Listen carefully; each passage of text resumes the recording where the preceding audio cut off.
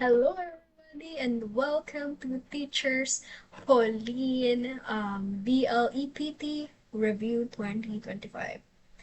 I am Samantha Sibo, but you can call me Miss Sam throughout this session. So today we're going to tackle about the speech and theater arts. So let's study. Okay, okay.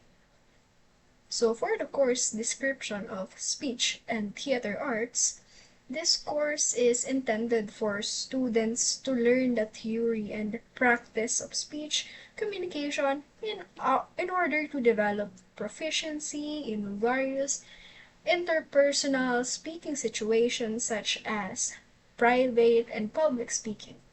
Also, it will enable the students to develop their acting skills with emphasis on the development of the voice, articulation, and pronunciation of theater production. So basically, speech and theater arts is all about you as an artist can be practice speech communication. Okay, without further ado, let's begin our review. First question. First question. Which of the following best defines the term proxemics in theater? A. The vocal projection of an actor. B.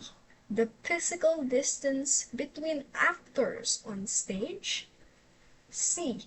The emotional tone conveyed through dialogue. And D. The lighting cues in a dramatic performance. What do you think is the answer? Best define the term proxemics in theater. The correct answer is B. Why? Why is it B? So the question is, best define the term. So proxemics deals with how actors use physical space to express a relation, okay, and emotions. Express the relationships and emotions. For example, two characters standing far apart in a breakup scene visually show their emotional distance. Okay, so why not letter A? Obviously, it's about vocal projection, so the voice. It is how loudly and clearly an actor speaks. Okay? For example, in a large auditorium, actors must project their voices so even the people at the back row can hear them clearly. Okay? And why not C? Emotional tone. Obviously, it refers to the feeling, okay, conveyed through voice or words. For example, you are sad. A sad, a sad tone in a farewell speech. And obviously, not letter D because it talks about the lighting cues. How the light reflects the mood or how it focuses. Okay? So, example, if a spotlight turns red during an intense scene, of course, the scene will be intense. Okay? So, proxemics in theater is about the distance between the actors on the stage. Proxemics.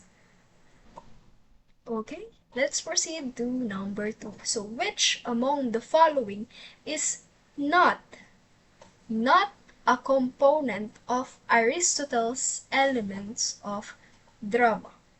Not component of Aristotle's element of drama.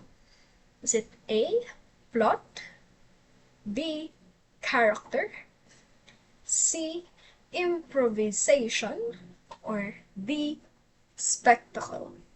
Again, which among the following is not a component of Aristotle's element of drama? The answer is, it's letter C. Okay. So, letter C, why?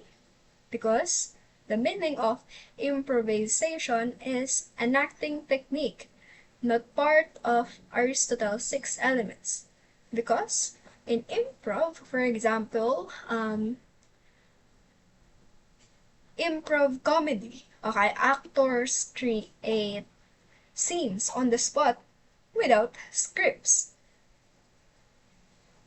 And A, plot, it is one of the Aristotelian 6 elements, is the sequence of events in a drama. Diba, we have rising, falling, action, such.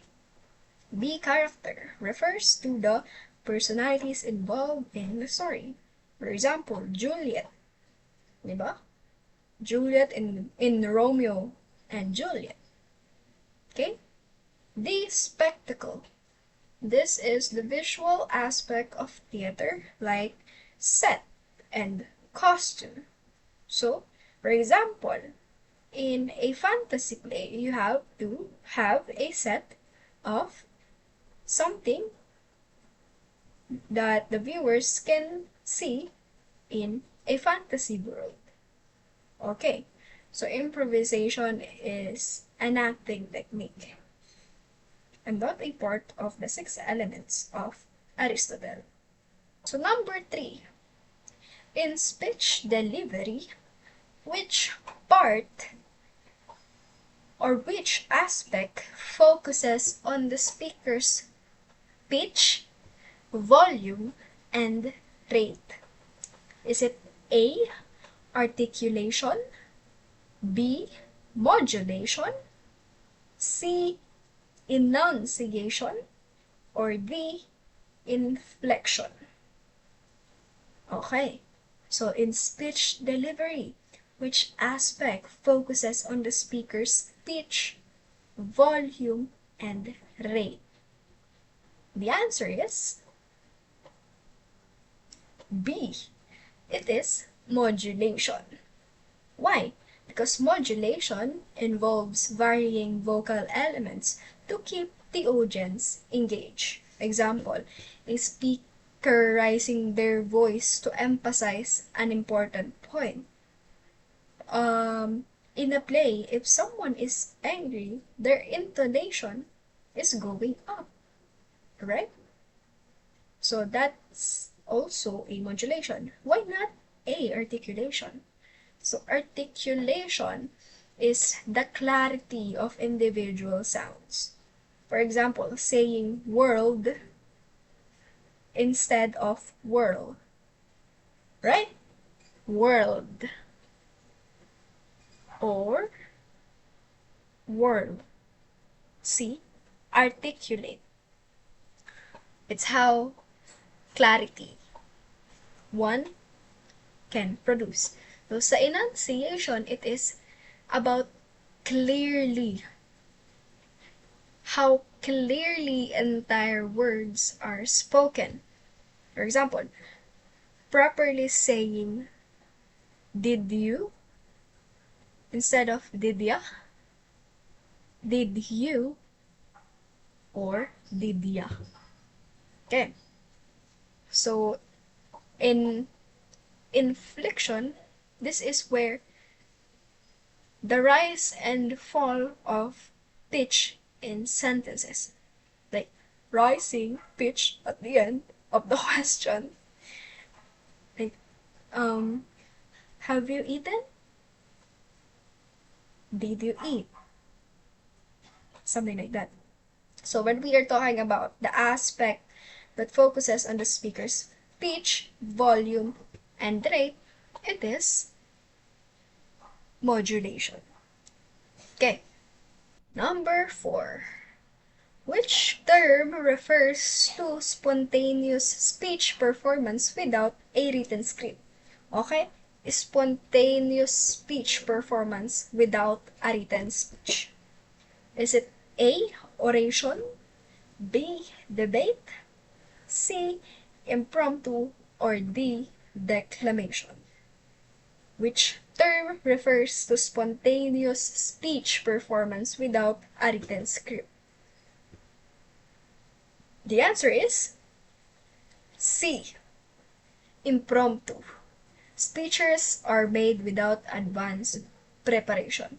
Example, being called on a class to explain your opinion on a certain topic during the class discussion.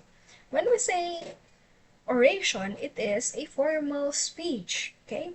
Usually prepared. For example, a graduation speech, okay?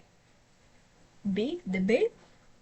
Of course, it is an argument, a structured argument with preparation. Oh, a formal argument on climate change. And D, it's not declamation because it is delivering a memorized, often historical speech. Okay? A student reciting MLKS, I have a dream speech. Number 5. So Stanislavski's Magic If encourages actors to A. Imagine how they would behave in their character's situation. B. Stay in character of all times. C. Use over-the-top gestures to connect with the audience. And D. Follow stage directions without question. Stanislavski's Magic If encourage actors to. What do you think is the answer? It is letter A. Magic If helps actors relate personally to their role by asking, what if I were in this situation? Okay, for example, an actor imagines how they would react if their best friend betrayed them. Okay? Like, how would you react as an actor if you see your pet dying? Something like that. Why not letter B, staying in character? So staying in character is method acting, a broader concept. So an actor who refuses to be called by their real name on set. So even on a set, you don't want to be called by your real name. Instead, you want to be called by your in-character name. For example, my in-character name is Poseidon. So I don't want to be called Samantha. I want to be called Poseidon during on set. Okay? So, C, over-the-top gestures are more aligned with melodrama or farce. So, dramatically fainting in a comedic skit. So, like, you're overreacting, something like that. So, D, blindly following direction is what? Locks actor interpretation. So, of course, the word like follow stage direction without a question, robotically acting on stage without emotion. Like, Gal Gadot. Yeah, many people are hating Gal Gadot because she can act, but still, she's an actor. That's what they say. Number 6. So, which of the following is an example of a non-verbal element in theater performance? Non-verbal element in theater performance. Is it A, monologue, B. Stage whisper. C. Dialogue. Or D. Facial expression. An example. Which of the following is an example of a non-verbal element in theater? Non-verbal. Obviously, the answer is facial expression. It is how you convey emotion without words.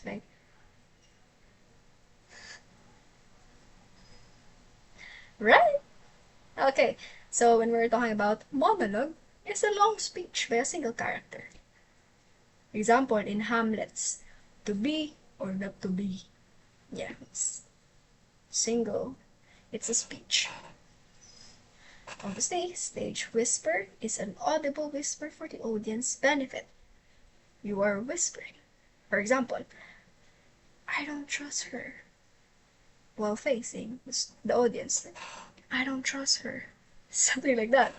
And C, dialogue is spoken interaction between characters. Spoken dialogue. Okay? Spoken interaction. Example, Romeo and Juliet. Romeo and Juliet confessing love for each other. Like, Romeo, Romeo. Facial expression. Non-verbal element, facial expression. Number 7. Which type of stage allows the audience to sit on all four sides? On all four sides.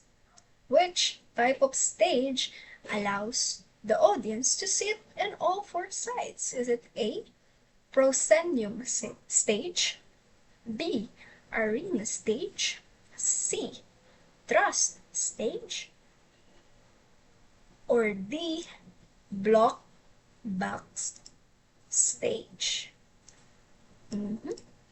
Which type of stage allows the audience to sit on all four sides? The answer is B, arena stage. Why? Arena stage, also called theater in the round, places the audience around all sides. Example, sports arena converted for plays or immersive dramas. When we say proscenium stage, it is the audience is in front of the stage only.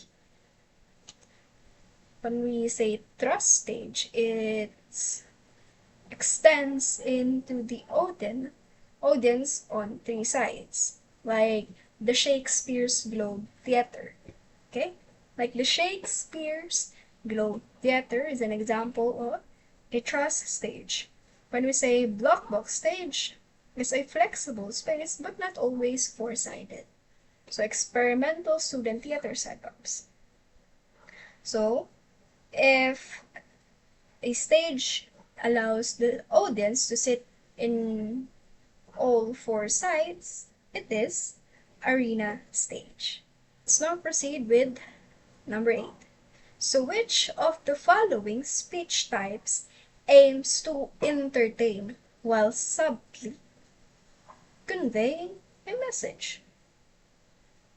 Speech type aims to entertain while subtly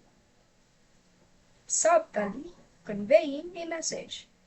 Is it A, persuasive speech, B, demonstrative speech, C, informative speech, or D, after dinner speech? Which of the following speech types aims to entertain while subtly conveying a message? The correct answer is dog, letter D, after dinner speech.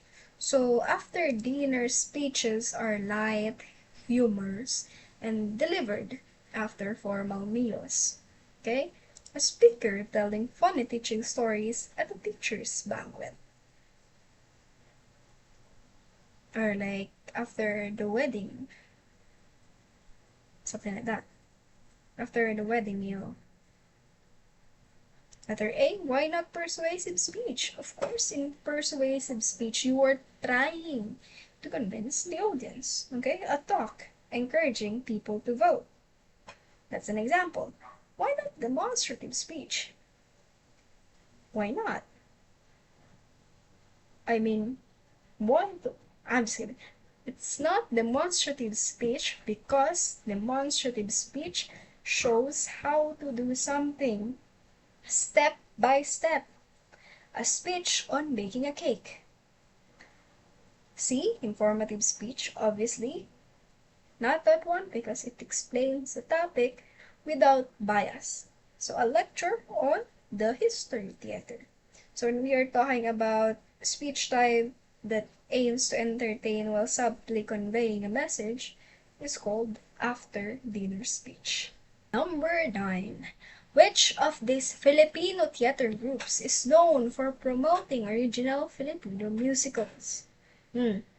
Which of these Filipino theater groups is known for promoting original Filipino musicals? Is it A.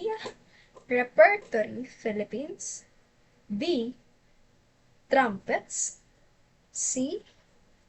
PETA or Philippine Educational Theater Association, or D.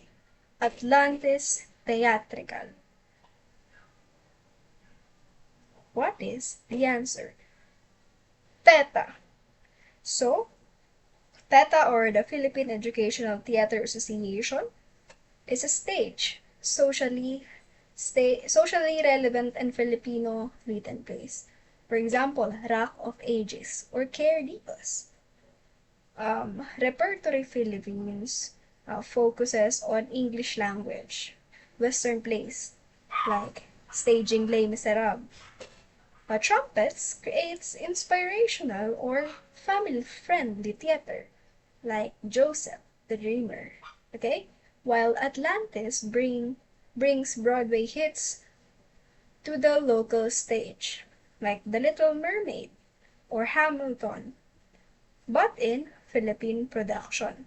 So all of this is an example of Filipino theater groups. But when we are talking about promoting original Filipino musical, it is PETA or PETA, Philippine Educational Theater Association. And lastly, number 10. Which speech delivery method involves reading directly from a written script?